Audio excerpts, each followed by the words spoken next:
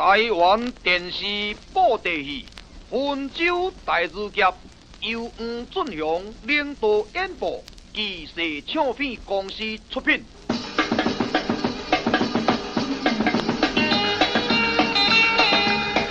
First airing on March 2nd, 1970, it said that the hand puppet show, The Scholar Swordsman, or Yunzhou Darusha, brought Taiwan to a standstill whenever it came on TV at noontime.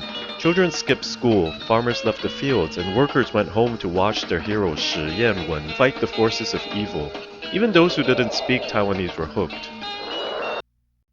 Unfortunately, no visual footage of the original show remains, but these clips from a 1980s remake by the same troupe offer a glimpse of why the action-packed, special effects-laden show was so popular. So why did the government ban it just 4 years later? Welcome back to Taiwan in Time on YouTube. Taiwan in Time is a historical feature published every Sunday in the Taipei Times that is now entering its 10th year. I'm the writer Han Zheng, and I'll be covering historical topics that have anniversaries this week or are tied to current events. Created by Huang Junxiong, a third-generation puppeteer whose family had been pushing the boundaries of traditional hand puppetry for over half a decade, the show was a smash hit, achieving a record ratings of 97%. It wasn't the first time puppet theater was shown on television. Famed puppet master Li Tianlu had tried 8 years earlier, but Huang's creativity and willingness to experiment with modern technology gained the art form an entire new audience. Huang Junxiong not only introduced all sorts of special effects and dynamic backdrops to his shows, he enlarged the puppets and gave them movable eyes and mouths for close-up shots. He also eschewed traditional instrumentation for pre-recorded modern soundtrack, which was a very controversial decision then.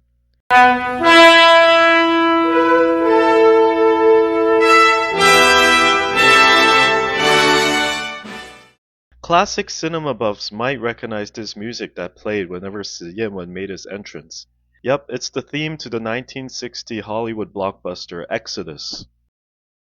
The character was originally created by Huang Junxiong's father, the legendary puppeteer Huang Haidai, in the 1920s, based on the hero of the Qing Dynasty novel, Humble Words of a Rustic Elder, Ye Shou Pu Yan. Since the story involved the hero leading an army to Japan to fight pirates, that would not sit well with the Japanese colonial authorities, so Huang Haidai reworked the plot and renamed the character Shi Dan-yun, devising a 10-episode stage production for him titled Story of Loyalty, Bravery, Filial Piety, and Righteousness, 忠勇孝义传. In 1952, a 19-year-old Huang Junxiong established his own puppet troupe. He renamed Shi Dan-yun into Shih Yen-wen and rewrote the script into the lengthy Scholar Swordsman that we now know today, keeping only 3 characters from his father's version. Traditional hand puppet theater remained a popular form of entertainment throughout the 1950s. But as the decade drew to an end, the industry stagnated as troupes kept rehashing the same material. In 1970, after a brief down period, Huang Junxiong was finding success in the Taipei theater. During this time, he proposed a live-action version of The Scholar Swordsman to Taiwan television.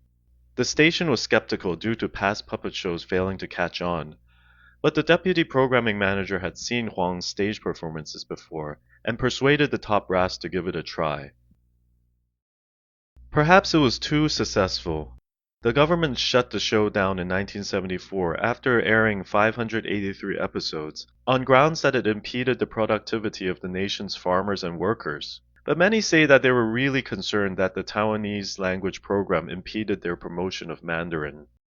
The ban was lifted in 1982, and soon each of the 3 free-for-air channels featured a puppet program run by a member of the Huang family.